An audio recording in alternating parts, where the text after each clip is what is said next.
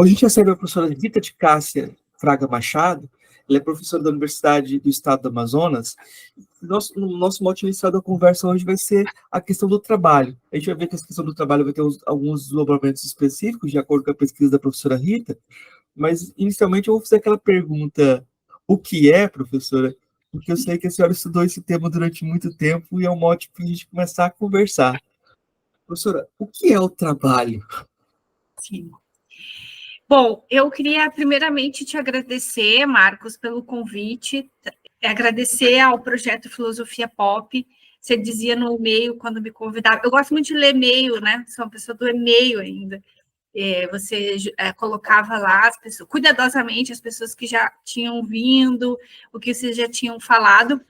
Uma coisa que me chama muita atenção é que estamos fazendo filosofia de uma forma séria. Isso é muito interessante, porque se tem uma ideia canônica, né, de que a filosofia é só aquele lugar do texto, do livro, do filósofo ou da filósofa trancada nos seus gabinetes, pensando para si mesma, né, achando que pensa para o mundo.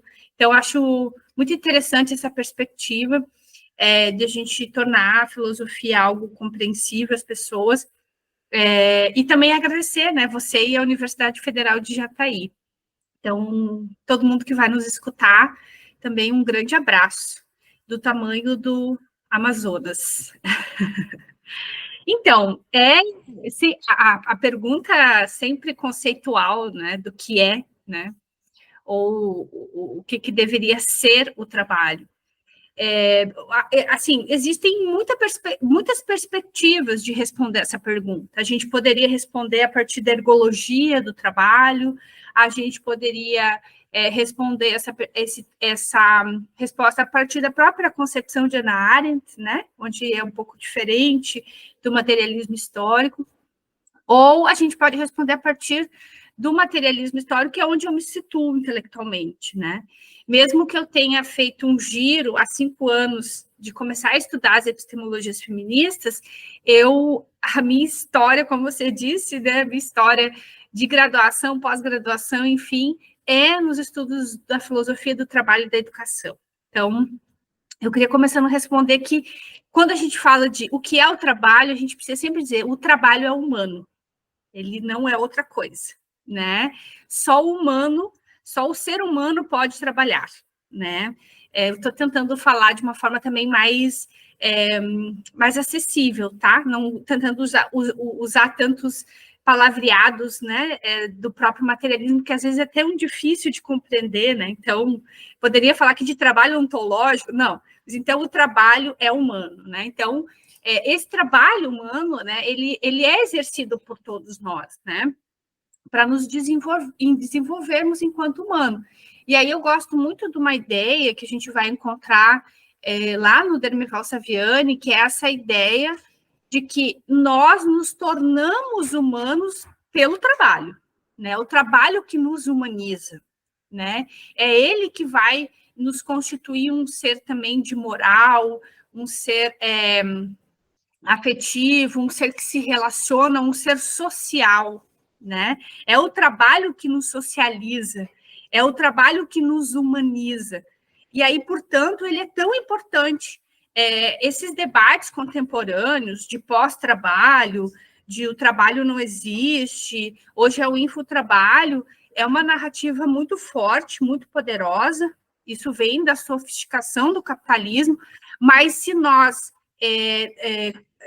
abrirmos mão dessa concepção, a gente corre o risco de abrir mão do próprio ser humano, da própria ontologia, né? Então, eu acho que é um pouco por aí, sabe, Marcos? Um pouco assim, situando por onde a gente vai, né? Eu acho que eu vou pedir mais, a gente vai ficar situando aqui durante um tempo, para a gente poder calibrar essa questão do trabalho, porque eu acho que eu fiquei pensando quando você falou em como você tem ressignificado ou situado a questão do trabalho no Amazonas, sabe? Porque há pouco tempo eu conversei com o Márcio Santilli, que foi presidente da FUNAI. Ele falou de uma situação no Acre que uma comunidade indígena readquirir uma posse com a terra, e o que eles fizeram foi ocupar justamente a única área que havia desmatada para poder reflorestar, para construir a floresta como eles queriam, né? E geralmente o pessoal não considera que as populações indígenas trabalham, né? Uhum. Então, Na verdade, são elas que trabalham. Porque o trabalho também daí vamos conversar um pouco nesse sentido. O trabalho é a própria relação do ser com a natureza. E aqui eu não estou usando o SIC, tá? Porque os materialistas usam o homem e a natureza. Eu estou falando do ser e a natureza, né? Que ao fazer o contato com esse ambiente, com essa natureza, transforma esta natureza e transforma a si mesmo. Daí que vem a consciência. É desta relação do ser com a natureza. Então, falando do trabalho indígena, do ponto de vista ontológico, são eles que trabalham, do ponto de vista também materialista, porque eles estão preocupados com a transformação da natureza, né? E não com a exploração da natureza, né? Quem está preocupado com a exploração da natureza, e aí o trabalho uma perspectiva já capitalista, né, da exploração, da produção de mais-valia, enfim, do esgotamento de todos os recursos, tanto humano como natural, quem está preocupado com isso é o capitalismo, né, mais do ponto de vista do trabalho, do desenvolvimento, daquilo que nos constitui enquanto natureza humana, né, sem nenhum misticismo aqui, tá, Marco?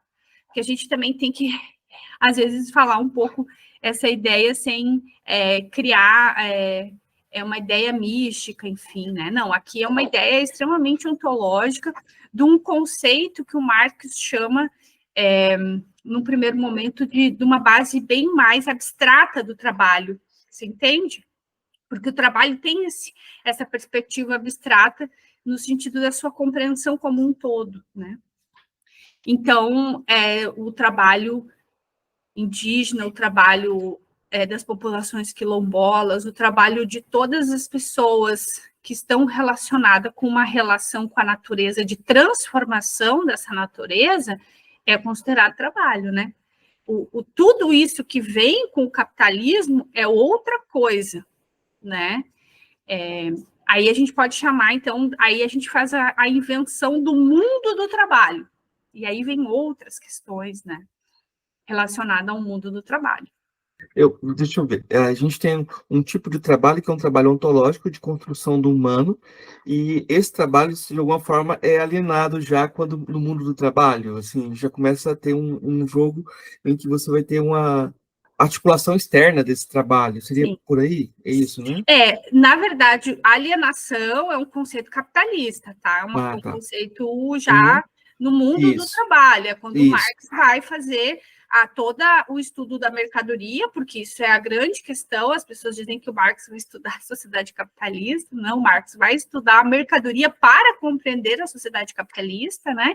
Aí sim, nesse processo do avanço do capitalismo, da consolidação do capitalismo, que a gente percebe, então, um processo de alienação, que é essa separação entre o ser e a natureza. Você não compreende mais o que você transforma. Essa é a questão, né? Você está num ritmo tão acelerado de reprodução e repetição, enfim, que você não compreende mais o que você transforma no ponto de vista da totalidade, né? Você hoje não...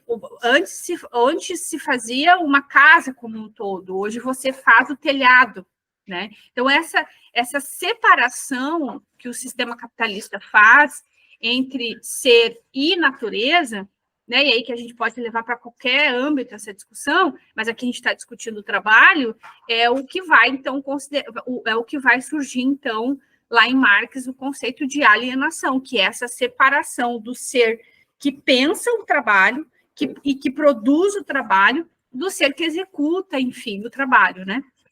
Então, por isso que o Marx faz o Marx, enfim, todo esse pessoal que está pensando o trabalho aí, mas o Marx, sim, né? Que discute essa necessidade de uma relação consciente de ser e natureza, né? Porque isso é o trabalho, né? porque é isso que eu falei antes. Por que que isso é trabalho? Porque transforma a natureza, e ao transformar a natureza, transforma a si mesmo. Então, é por isso que a gente fala de trabalho humano, né?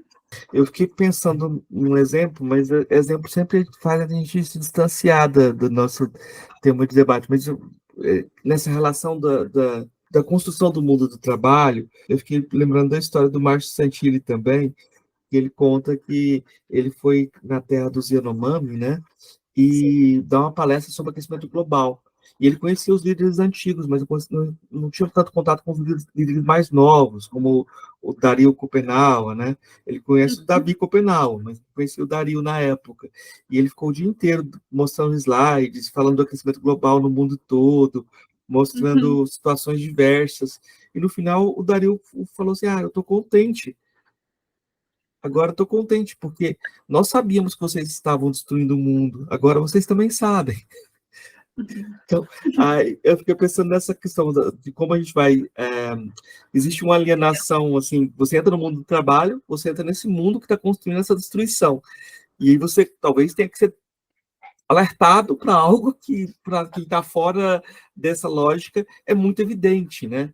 E você tem que inventar um tipo de ceticismo em relação a algo que é óbvio, né? A gente estava falando agora sobre as queimadas, a situação dos aeroportos e tudo que está acontecendo no Brasil agora, né? Eu acho que é um bom exemplo desse disparate que é gerado, né? Essa questão da alienação é muito interessante, né? Porque, veja, né? Olha o que o líder indígena disse, né? Agora eu estou feliz porque vocês começaram a entender que quem destrói o planeta são vocês, os brancos, né?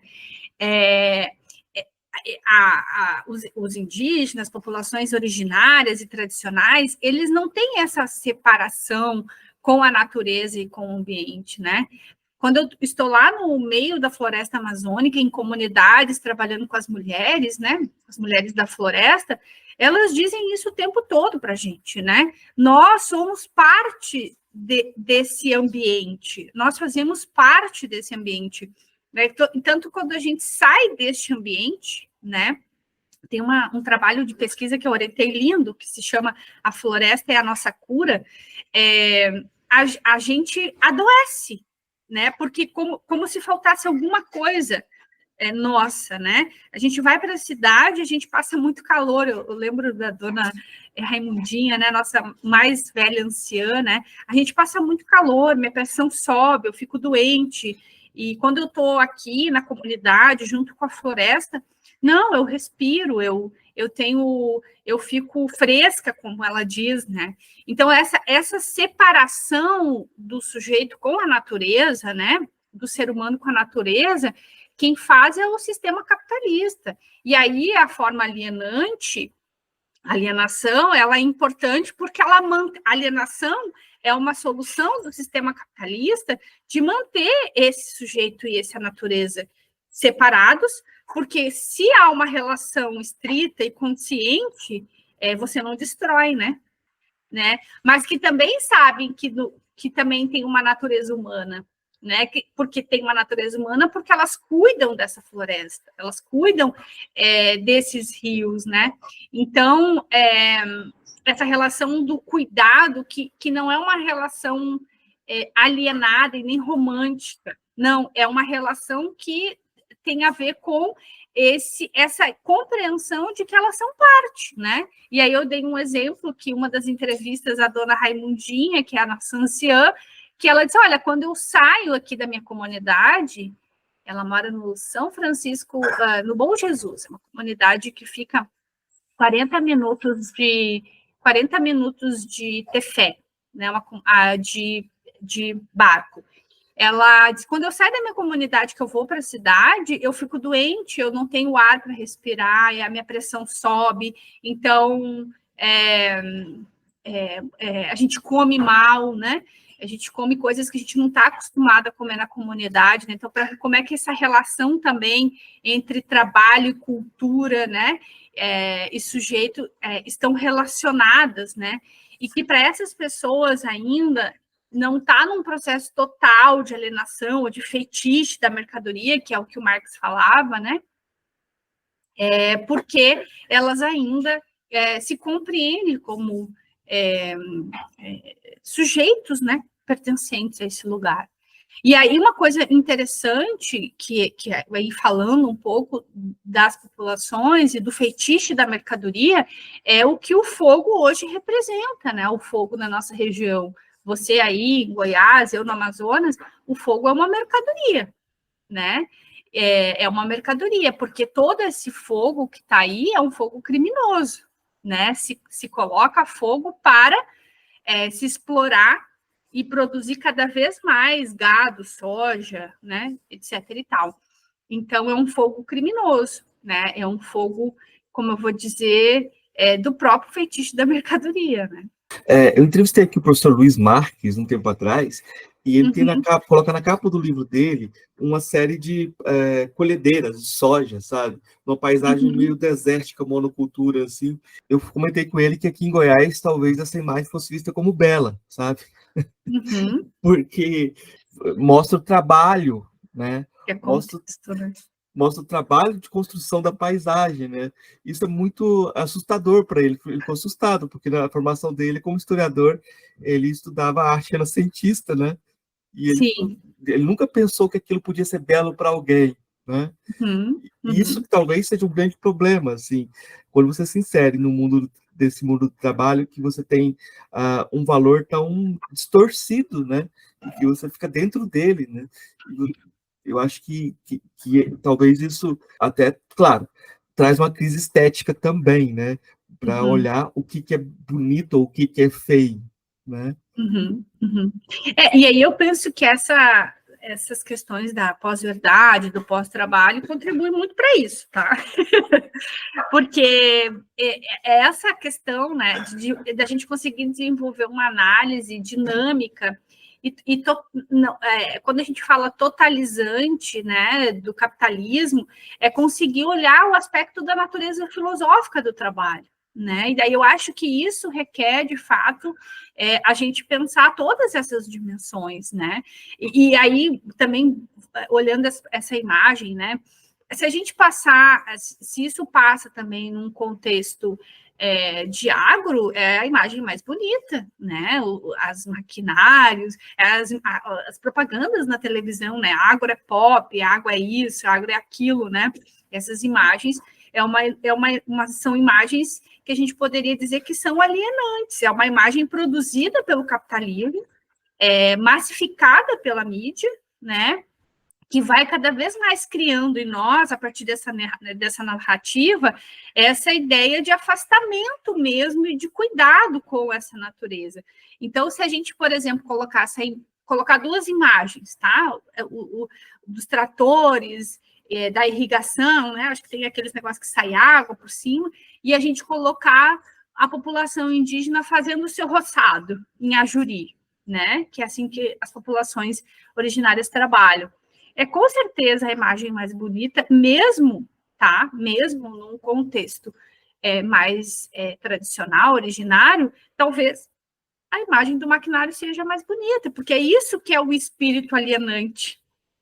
Esse é o espírito alienante. É esse espírito que vai produzindo feitiço mesmo, separando o sujeito da natureza, né? Então, eu acho que essa discussão de hoje ela é muito válida, porque a gente precisa pensar, de fato, qual é o significado dessa mercadoria atualmente, né? Num processo de acumulação primitiva, era a exploração da força de trabalho, né? Essa é o que está colocado. Atualmente, essa força não é que ela não existe, ela existe. Existe o exército aí de reserva, né? Mas ela tá em um outro momento do capitalismo, né? A acumulação hoje não é mais pela exploração da força de trabalho. A acumulação hoje do capital, ela se dá por aquilo que os teóricos aqui, principalmente o Ademar Bogo e o próprio Gaudêncio Frigoto, a Maria Tavares, enfim, colocam como uma acumulação por despossessão da terra, né? Então, o que a gente chama hoje de grilagem, né? O que a gente entende por grilagem. Então, a gente vai vendo essa sofisticação também do fetiche da mercadoria, né? Assim, tem uma narrativa muito forte de construir no nosso imaginário do o que seja hoje o grande valor. E aí a gente entra numa questão que bem prática, né? Bem concreta, que a gente não tem isso só do ponto de vista teórico, narrativo, conceitual. A gente tem o poder público financiando isso, né? Então, daria um outro debate. A gente vai quase no centro das relações, né, quando fala do trabalho. Mas, professora, a senhora falou de um termo que eu acho que é melhor vou pedir mais explicação, sabe, justamente o que é, de novo, porque a senhora falou de pós-trabalho, e esse não é um termo corrente, né, assim, eu queria perguntar o que é esse pós-trabalho e por que a gente precisa resistir, talvez, a essa teorização nesse sentido. Uhum. Eu acho que o pós-trabalho vem nessa linha do pós-estruturalismo, né? Hoje você não compreende mais, assim, você vê muitas pessoas, muitas teorias, inclusive, falando de que não existe mais uma força de trabalho. Por isso, inclusive, que os sindicatos e as entidades de classe não têm força, né, de organização, porque existe essa ideia.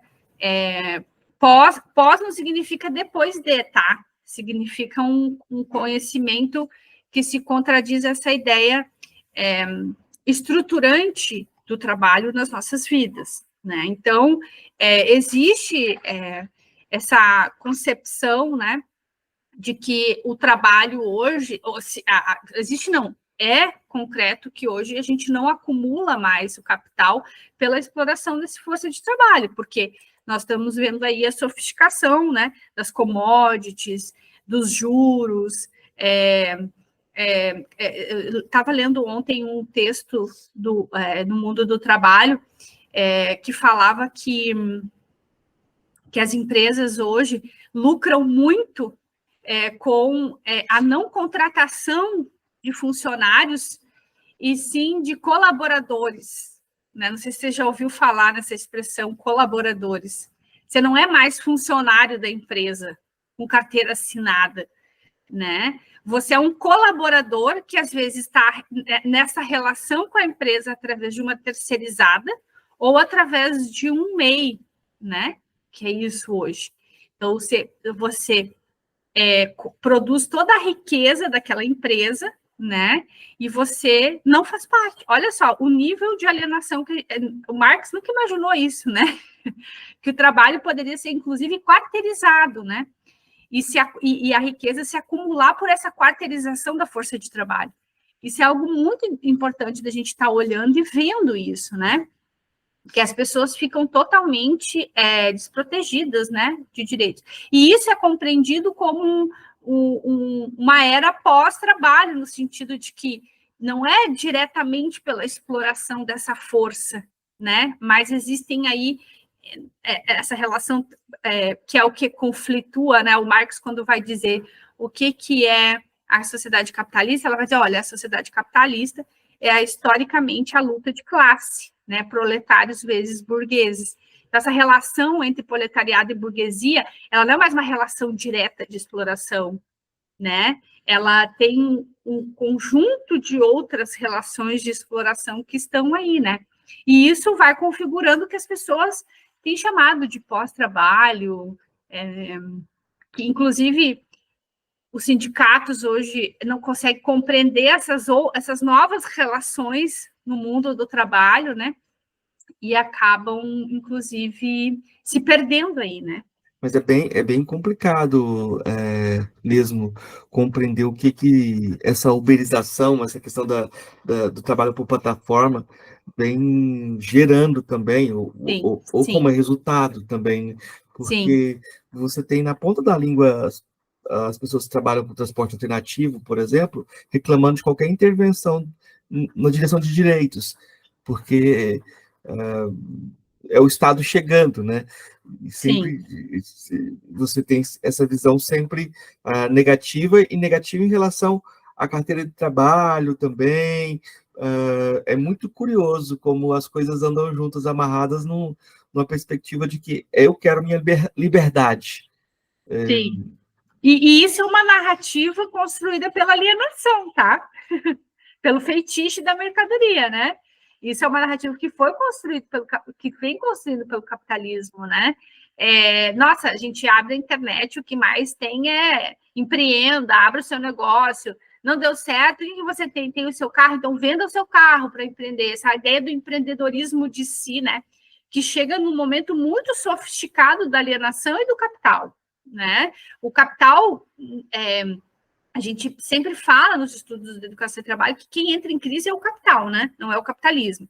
O capital ele está sempre se reinventando, e reinventar as relações de trabalho é acumular mais, entendeu? Então é isso que a gente precisa entender. Então não é liberdade você ter um meio e prestar serviço para essas plataformas, pelo contrário, né? É uma escravidão desse conceito equivocado de liberdade, né? Porque não é uma escolha do sujeito, não é uma escolha consciente do sujeito. O que é a liberdade? É a escolha consciente do sujeito, né? Então, é necessidade, aquilo que o Marcos falava. Enquanto a gente não sair do reino da necessidade, a gente jamais vai conseguir chegar ao reino da liberdade. Essa era a grande discussão, né? Do socialismo, né? O reino da liberdade era o comunismo. Enfim, então a gente precisa se libertar desse reino da necessidade, e as pessoas hoje estão aí por necessidade. Tem um filme que é muito interessante, Marcos, que é Onde Você Estava. Não sei se você já viu esse filme. É um filme, eu acho que ele é britânico, que mostra exatamente essa relação de completa alienação, estagnação e adoecimento dessas pessoas que hoje vivem de forma... as pessoas que hoje empreendem por si. E aí mostra a história dessas entregas via plataforma, né? E aí, plataformas como a Amazon, enfim, essas plataformas que não pagam os direitos sociais, né? Mas tem um exército de trabalhadores, né? Fazendo o trabalho que deveria ser da empresa, né? Que deveria ser pago pela empresa. Então, e ainda tem uma outra questão, né? Que ainda joga... Por que ela se enriquece mais ainda? Que ela tem uma dupla exploração, né? Ou tripla, não sei, estou pensando agora enquanto dupla. Ela tem a exploração desse exército de trabalhadores que está espalhado pelo mundo inteiro, fazendo a entrega por conta própria, e aí cada entrega que recebe, sei lá, R$20, que eu acho que nem é isso. E, ao mesmo tempo, tem a exploração de quem consome, porque quem consome também paga uma taxa para as plataformas para que essas pessoas continuem consumindo. É uma coisa muito alienada, né? Você paga uma taxa para ser Prime, não sei o quê, para continuar consumindo. E é essa taxa que vai pagar esses R$10, R$20 desse entregador. Então, é algo muito sofisticado. Muito sofisticado, e que as pessoas, por estarem nesse reino da necessidade, né, da extrema pobreza, da necessidade, acabam se submetendo. Por que é importante, então, uma educação crítica e libertadora? Porque a educação crítica e libertadora faz com que as pessoas compreendam essas relações sociais, né? Eu sempre, quando estou dando aula para os meninos, para as meninas, olha, não quero que vocês amanhã saiam e vão pedir demissão dos seus trabalhos. Porque quando eles entendem essa relação social de exploração, eles dizem, não acredito, sabe? Não acredito que é isso. E depois acreditem, né? E eu ainda faço a continha com eles no quadro, né? De como é que o capitalista, ele paga, né? O salário desse trabalhador, quantos dias ele precisa trabalhar para este capitalista para pagar o seu salário. Isso numa relação direta, tá? Eu não estou aqui falando de uma relação de quarteirização, de uma relação de terceirização, ou de uma relação mesmo de autoexploração de si mesma, né? Eu tenho um MEI, presto serviço para uma empresa, mas eu tenho livre nos meus horários, no meu... Enfim, é tão livre que até é livre se acontecer alguma coisa, passar fome, morrer, né? É uma liberdade contemporânea, né? Eu acho que a gente tem a grande questão aí de como educar nesse contexto, né? Porque a educação para o mundo do trabalho, para o mundo da cidadania, né?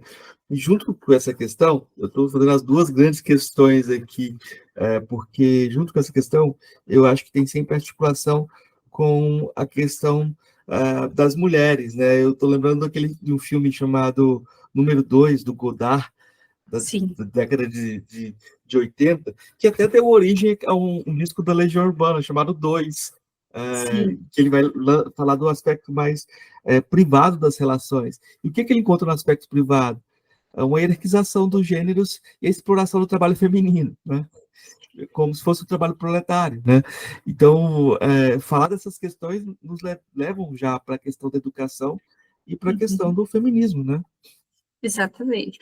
Porque a educação, como eu disse, é esse sujeito que trabalha, esse sujeito que se educa numa outra relação social, né? Numa relação que é o que a gente vê nas comunidades tradicionais. Então, as que não estão já dominadas pelo minério, pelo capitalismo, enfim, né?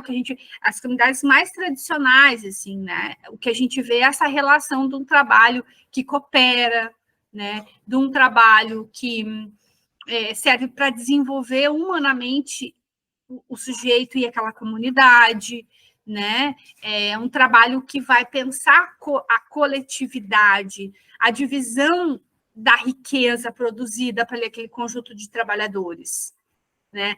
Professora Rita, mas a gente está falando de sociedades originárias, não pode falar de trabalho. Como não, gente? Não dá para a gente continuar negando isso, sabe? Acho que isso é um problema. Eu enfrento alguns problemas com alguns antropólogos, assim, que, não, mas não dá para falar de alienação nas comunidades. Como não, gente? Onde há capitalismo, há alienação. Onde há relações capitalistas de troca, há alienação. Não é possível dizer que não, né? Porque às vezes a gente fica negando, o fato de negar e de discutir essas questões, corre o risco daí sim da gente entrar numa romantização, né? De achar que o que está acontecendo hoje é por conta da nossa ancestralidade, etc. e tal. Não, o que está acontecendo hoje é o capital querendo se reinventar. À custa do quê? Das mulheres e da natureza. Porque a mesma fonte de dominação do feminicídio é a fonte de dominação do ecocídio. Esse é um texto que eu escrevo, inclusive, né? Que é essa dominação patriarcal e capitalista sobre os territórios. No caso, as mulheres, os seus corpos, e no caso da natureza, a floresta, os rios, enfim, né? Então, isso sim a gente precisa discutir com força, até para achar soluções que sejam soluções reais, né, Marcos? E não a gente ficar nessa história de que não existe mais classe, debate de classe não é um debate que vale para a América Latina, que etc e tal. Não, é totalmente equivocado isso, né? Onde há relações capitalistas de superexploração, digamos assim, de dupla exploração, alienação, há classes sociais, sim, né? Acabei cometendo um gafe, porque eu repeti o estereótipo quando eu falei do filme e falei que era o filme do Godard, né? Porque geralmente o roteiro é dele, mas ele dirigiu junto com a Anne-Marie Neville, eu não sei a pronúncia direito do nome dela, mas é a repetição de colocar só o nome do masculino e ele explorando novamente o trabalho, se colocando como aquele que produziu, né? Se a gente não toma cuidado, mesmo tomando cuidado, às vezes a gente derrapa nesses contextos. Professora, eu acho que quando a gente pensa no trabalho, minha formação é em filosofia, a sua também. Então, nosso horizonte de trabalho é esse. E quando a gente pensa no horizonte de trabalho da filosofia e dessa exploração, ela acontece também na filosofia? O que acontece com os filósofos, então? Eu penso que onde há relação capitalista, há exploração, né? Enfim, o que eu penso é que a filosofia nos dá o privilégio de pensar sobre isso, né? De pensar sobre o trabalho, porque a filosofia é isso, né? A tarefa da filósofa e do filósofo é pensar sobre o pensamento, né? Então, acho que esse lugar de privilégio a filosofia nos dá, né? Mas se a gente olhar hoje, a gente vê muitas pessoas tendo que ser obrigadas a ir para a internet e fazer uma série de coisas para poder ter seus textos divulgados, por exemplo, né? Seus textos lidos, enfim, porque a gente caiu num estupendo, né? De que e capitalista, né? De que a gente precisa vender a nossa mercadoria, que é o próprio pensar e a nossa escrita, né? Então, eu penso que a relação ela está colocada no meio social. A filosofia ela não está fora do meio social, né? Apesar de alguns acreditarem que sim, né?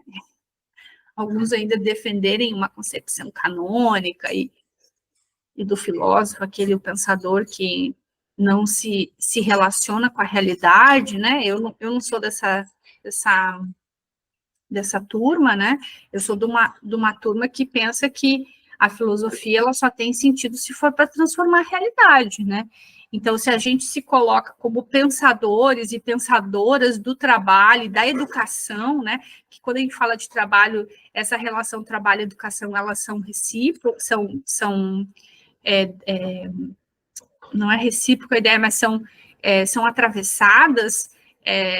Eu acho que sim, acho que o capitalismo está aí, né, o tempo todo, nos cobrando produtividade, nos cobrando textos em periódicos, ou seja, você não é mais professor de filosofia se você não tiver num programa, né? Aí vem todas as exigências desse programa. Então, assim, a gente está no mundo que está emergindo das relações capitalistas. Acho engraçado que na pandemia a gente viu até pelo último desgoverno, a gente teve toda uma soterramento, de repente entrou a lei em todos os sistemas de avaliação. E agora a gente poderia reconstruir, a ideia é reconstruir a imagem e semelhança do que é. Isso é um problema. Mas eu acho que essa pergunta anterior é o mote para falar do trabalho das filósofas, da série de livros, do trabalho que você está desenvolvendo junto com as feministas, porque eu acho que aí tem uma prática de construção de comunidade, né? Sim, exatamente. Tem uma prática de construção de comunidade que é a base da epistemologia feminista, né? A epistemologia feminista tem o tempo todo questionando que ciência é essa, que modo de produção de conhecimento é esse, né? Que coloca na centralidade somente os homens, né? E mais, né? Somente aqueles homens que pensam grandes sistemas filosóficos. Enfim, então, acho que o trabalho da filosofia feminista, que é algo que vem conquistando espaço, né, a duras penas, com muita dificuldade, com muita misoginia, com muito machismo epistemológico, né? A gente ainda vê hoje no Brasil cursos inteiros de filosofia que só tem homens no seu corpo docente, né?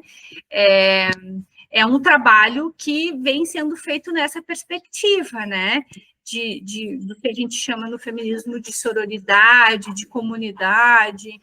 Mas é muito difícil, né, Marx? Porque esses valores sociais, de comunidade, de cooperação, enfim, são valores que vai na contramão a esse sistema que nós fomos educadas, nós mulheres aí, porque assim, a gente está falando de educação no sentido bem geral, mas as mulheres recebem um outro tipo de educação ao longo da história, né?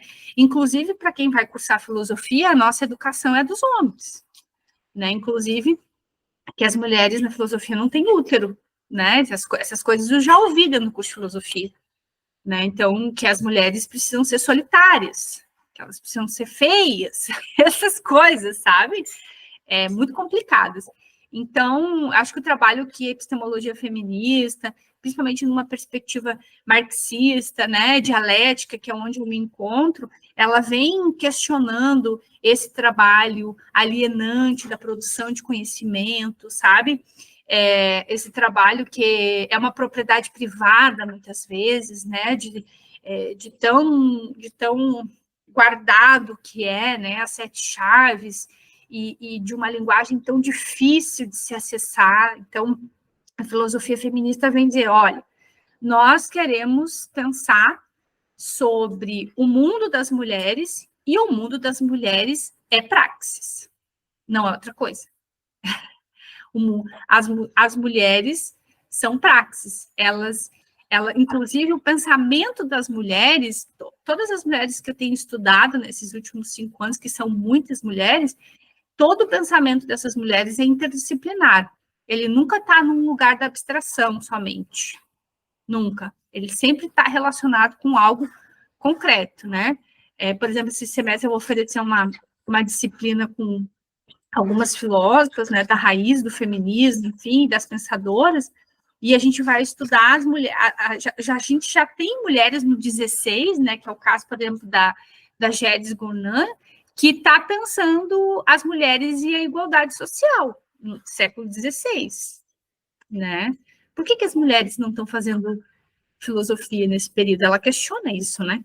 Então, mas a gente, antes, inclusive, a gente tem a Margaret Cavendish no medievo, a gente tem a Lesbo, né? Na Grécia Antiga, a gente tem a Diotima, a gente tem tantas, né? E aí o nosso trabalho da filosofia feminista é um pouco isso, talvez repensar aí esse trabalho de propriedade privada, canônica, que a filosofia historicamente faz no Brasil e no mundo inteiro, né? Eu acho que a gente tem muitos corpos impensados, né? Ou até impensáveis, e muitas coisas para articular. Mas a rede de mulheres filósofas tem feito muitos cursos e muitas publicações, né? Eu acho que tem muitos resultados aí nessa direção de construção, né? A rede é um lugar, como diz a Carolina Araújo, é um segundo plano para nós, né? Ela está ali dando esse apoio enquanto rede, né? Mas ela articula muitos projetos de filosofia feminista no Brasil inteiro, né? Então, desde o norte até o sul, assim, né? A gente tem feito muita filosofia feminista em vários aspectos, né?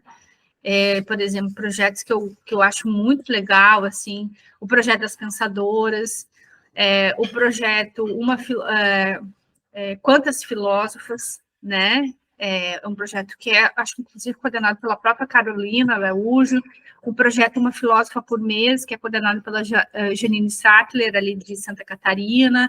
Então, assim, a rede é um lugar que nos coloca em rede, com vários projetos que estão acontecendo. Ainda são núcleos, mas eu acho que isso não tem volta não, tá, Marcos? Vai demorar 300 anos, mas acho que retorno não vai ter, né? Ainda bem, né? Eu acho que não tem retorno, eu acho que a gente vai articulando mais potências também, né? Porque na medida que o feminismo se levanta, você vai vendo também que pautas interseccionadas vão sendo levantando, e o lugar do feminino talvez seja a grande vítima dessa sociedade patriarcal, né? Porque eu estava estudando um pouquinho tempo durante o meu o último período de férias, eu estava estudando um autor chamado Vitor Russo, que é um crítico de cinema gay, que inspirou o nome Renato Russo, né? E ele vai falar sempre como no cinema o lugar dos gays era o lugar do feminino, do homem afeminado, porque na verdade eles estavam criticando as mulheres. Afinal das contas, o desprezível era o feminino, né? Sim. Eu acho que por isso que ressaltar a mulher, essa questão do feminino, muda todo o jogo, né? Muda porque tu muda o ponto de partida, né? Essa é a questão. Você muda a fonte. Porque o nosso problema hoje também é de fonte, né? A gente está, por exemplo, as pensadoras vem fazendo um trabalho de busca de fontes do pensamento filosófico feminino. E aí eu queria dizer uma coisa, viu, Marcos, que a gente não encontra, à medida que a gente vai estudando, a gente não encontra só feministas. Por exemplo, se a gente pensar na Pizan, ela não era feminista, né? Se a gente pensar na própria Gonat, que está pensando a igualdade das mulheres, ela não está aqui falando de feminismo, né? O feminismo é algo bem contemporâneo, esse conceito, né? Inclusive, que começa lá com as sufragistas, né? O direito ao voto, moderno, quer dizer, né? O direito ao voto, mas existiam mulheres que vieram muito antes disso, como fonte do pensamento, que estão colocando questões cruciais, né? E que muda o ponto de partida, né? Inclusive o método de análise. Então, é importante dizer isso também, porque as pessoas tendem a achar que todas as filósofas foram feministas. Não, Hannah Arendt não era feminista, inclusive o pensamento dela tem uma veia liberal bem forte, né? Então, é um pouco isso, assim, mas elas mudam o ponto de partida do que elas estão pensando, o lugar que elas estão pensando. E isso, do ponto de vista do que a Sandra Harder chama, né, de saber localizado, é importantíssimo, porque busca soluções para problemas que são reais das mulheres, né?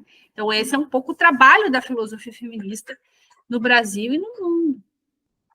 Eu aprendi muito estudando filosofia africana, né? Porque, por exemplo, entrevistando a Tanela Boni, ela não abre mão, de certa forma, do feminismo, mesmo considerando os debates sobre a existência de gênero em África, porque ela fala, ó, é só olhar no meu departamento de filosofia, não tem mulheres. Então, ela vai É uma falar... ferramenta, né? Uma ferramenta É, uma ferramenta de resistir lá, exatamente. porque, tipo, ela vai falar assim, o que acontece com o corpo feminino para ele não conseguir chegar nesse lugar? O que acontece com as mulheres, né? Então, é importante falar sobre isso, embora a gente saiba que é um debate importado, né, muitas vezes, mas existem várias formas de resistir e existem muitas formas de opressão também, né? Mas, professora, eu acho que a gente fez um percurso grande aqui, né? A gente fez um arco bem interessante, Sim. mas eu vou voltar para a pergunta que talvez a senhora tenha que responder todo o semestre. O que é filosofia? Todo semestre. E o que é filosofia da educação também, né? Olha, para mim, a filosofia é esse trabalho de pensar sobre o pensamento, tá? Em nenhum momento eu digo que é a luz da razão, tá? Apesar de que sim, a razão é importante para o fazer filosófico, mas é a luz da problematização, é a luz da razão, é a luz dos corpos, é a luz da cultura, sabe? Então, para mim, filosofia é esse modo de pensar e agir, né, sobre determinado problema, né, sempre situado. Acho isso é muito importante, né? Acho que no momento que a gente universaliza, a gente corre o risco de cometer muitos erros. E a filosofia também é esse lugar de cometer quanto menos erros possíveis, melhor, né? Então, acho que é esse lugar, assim, da diversidade, o lugar de pensar as estruturas, de pensar as transformações necessárias, né? E de produzir teoria, claro, sempre, né?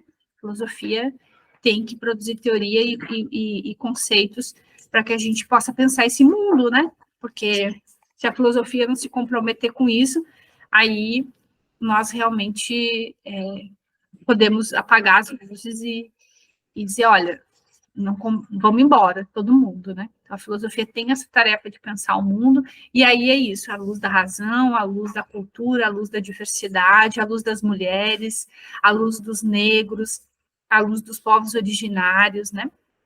Um pouco isso. Das filósofas ou filósofos, ou filósofo, da filósofa ou filósofo que você conheceu pessoalmente, foram aqueles ou aquelas que mais impressionou? Que eu conheci pessoalmente, são tantas, mas essa é aquela pergunta que tu fica meio sem resposta, né? Tipo, quem sou eu? Mas, enfim, eu acho que eu tenho conhecido muito as minhas professoras, que foram muito poucas, né? Eu acho que essas filósofas me impressionaram muito, e foram graças a elas, por exemplo, a professora aqui, me lembrei, a professora Cecília Pires, né, foi minha orientadora na graduação, e é uma filósofa da política magnífica, né, uma pessoa que a gente tem que visibilizar sempre. Ela foi a pessoa que disse, não, eu posso ser filósofa, né, foi ela, também num colegiado de muitos homens, ela era a única professora que com aquele corpo ocupando aquele lugar, disse, não, tu também pode ser uma filósofa, né? Então, isso me impactou muito, né? E então, até queria deixar uma homenagem à Cecília por conta disso. E depois várias outras, né? Eu fui aluna da Márcia Tiburi também, né? Que depois chegou lá na Unicinos. Foi uma excelente professora, foi uma professora que trouxe para a Unicinos o debate das mulheres na filosofia, ainda nem se falava de feminismo, tá? A gente está falando dos anos 2000, a Márcia foi uma das pioneiras que vai trazer essa importância das mulheres na filosofia, pelo menos no Sul, né, na filosofia do Sul, né, do Brasil. Então, a Márcia é uma pessoa que eu conheço e conheci, que me impactou, e me impacta, né, a Márcia é uma pessoa necessária, né, uma voz de lucidez, e, enfim, acho que são essas, tem tantas, mas essas são as que mais me deixam convictas, né, de que nós somos filósofos. E qual é o seu filósofo ou filósofo favorito, favorita? Eu gosto muito das socialistas. Eu estudo elas, né? Inclusive, eu tenho um curso meu sobre as pensadoras e o socialismo. Eu sou estudiosa de Rosa Luxemburgo, de Alexandra Kollontai, de Krupskaya. Eu sou muito grata a essas mulheres, assim, pelo pensamento delas e o que elas pensam, né? Aí depois eu gosto muito de Simone de Beauvoir, né? Acho que ela é uma grande filósofa do XIX que vai dar um giro epistemológico na própria filosofia, né? Existencialista. E atualmente a minha filósofa assim, preferida é a Nancy Fraser, a que eu mais leio, né? Sim. Porque, enfim, né, a Angela Davis também é uma pessoa que me inspira, Bell Hooks. Então, são filósofos que eu mais leio, assim, contemporaneamente. E ensino também em sala de aula. Ensino aquele texto que, para mim, é um clássico. Eu brinco, né? Um clássico tipo Paideia, que é Ensinando a Transgredir, da Bell Hooks. Então, é um livro que eu ensino na graduação e na pós-graduação. Ótimo. Professor, eu queria pedir indicações de leitura, de filme, de música. O que a senhora quiser indicar para os nossos ouvintes, para os ouvintes. Eu quero indicar a Escolas Pensadoras, né? Uma escola que tem uma plataforma, a gente falou de plataforma, tá? Mas essa não explora. Essa é uma plataforma de comunidade reinventada, que tem mais de 80 cursos, que vai desde as pensadoras e o clássico, até as pensadoras e o socialismo, pensadoras e o direito, tem muita mulher filósofa boa ali ministrando cursos, enfim. Essa é uma plataforma que eu gostaria de indicar, de formação. Eu gostaria de indicar a coleção As Pensadoras, né, que foi para o 4º volume, né, tem volume 1, volume 2, volume 3, volume 4, que também pode ser ensinada nas salas de aula. Isso tudo vocês adquirem pelo site das pensadoras, né, .com.br. Eu quero, enfim, já indiquei projetos que eu acho legal, assim, a gente conhecer e se apreciar também, né? Eu acho que era um pouco isso, assim, muitos filmes, assim, no sentido atual, assim, de pensar as mulheres. Eu acho que Sufragistas é um filme interessante, apesar de ter sido lançado já faz um pouco tempo. Naide é um filme interessante que pensa as mulheres também, gostaria de indicar. Pensar, enfim, essas são questões que me vêm assim rapidamente, né? Ótimo. Vou indicar aqui o livro Escritos de uma Lésbica Escura, Reflexões Críticas sobre Feminismo e Política de Identidade na América Latina, da Hilderquis Espinhosa Minhoso. Foi Sim, traduzido pela Caroline Marindas e a Suzana de Castro, pela APQ, e eu acho que é uma contribuição importante. A gente ainda tem poucas filósofas da América Latina sendo destacadas nas conversações, né? E sim. eu acho que isso é um problema de falta de estudo, mais que Isso, qualquer outra é de coisa. fundo. É, de fundo. E daí a gente pode incluir aí nessa lista, Marcos, a filósofa Márcia Cambeba. Eu escrevi sobre ela agora, inclusive estou com um projeto sobre pensadoras da floresta, né? Vou estudar aí 3 pensadoras, e a Márcia Cambeba é uma delas, que pensa a pedagogia dos rios, ela fala dessa pedagogia dos rios. Então, eu acho que essa é uma filósofa que a gente tem que conhecer. E tem que estudar também com os alunos, que eu vou estudar elas agora com a graduação. Muito importante também, quando você pensa ou tenta estudar essas filosofias que são ocultadas ou excluídas da academia, considerar que a filosofia tem uma amplitude muito maior, né? Então, você não pode procurar ser um departamento de filosofia ou um selo de validade da Ampof para você poder ser considerado alguém que pensa. As pessoas estão pensando ali muito antes, né? Ou sem essa necessidade desse selo. E, às vezes, por outros mecanismos que tem impacto social necessário, né, para gerar resposta para os problemas que as pessoas enfrentam, né? Sim. Então, a Márcia Campbell, eu acho que é uma dessas pessoas que tem uma formação em outra área, em geografia, mas vai desenvolvendo um trabalho para Na pensar literatura, na literatura, ela tem uma poeta. formação na geografia, escreve literalmente, ela é literária, né? Estudação de literatura e poesias, e tem um impacto muito forte no pensamento e na educação. Né? Então, assim, essa ideia de que a filósofa, de que a pensadora não necessariamente é a filósofa canonizada, né? Eu tenho ido muito por esse caminho, assim, sabe? Eu acho que é o que cabe também ao Brasil, né? Essa diversidade. Eu acho que a filosofia precisa se ver diversa também, né? Porque os problemas não são os mesmos, né? Então, as soluções também não podem ser as mesmas. Eu queria agradecer muito essa possibilidade de diálogo e tomara que a gente consiga contaminar mais gente com essa pegada de pensar a filosofia a partir dos lugares. E eu queria deixar o espaço aberto para você divulgar, achar interessante divulgar, deixar seu recado para os ouvintes, para os ouvintes.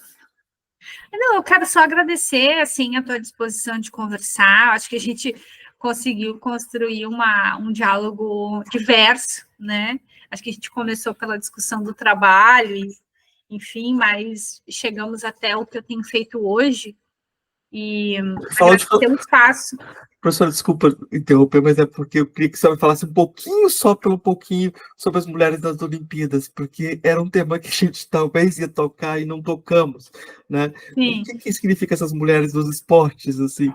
Eu acho que isso faltou. Nossa, eu acho que significa aquilo que o Aristóteles dizia que o corpo feminino não tinha, que era a coragem. Eu acho que representa a coragem, né? A oportunidade, porque as mulheres foram proibidas desde sempre de fazer esportes olímpicos. Na Grécia sequer podiam ver os esportes olímpicos, né?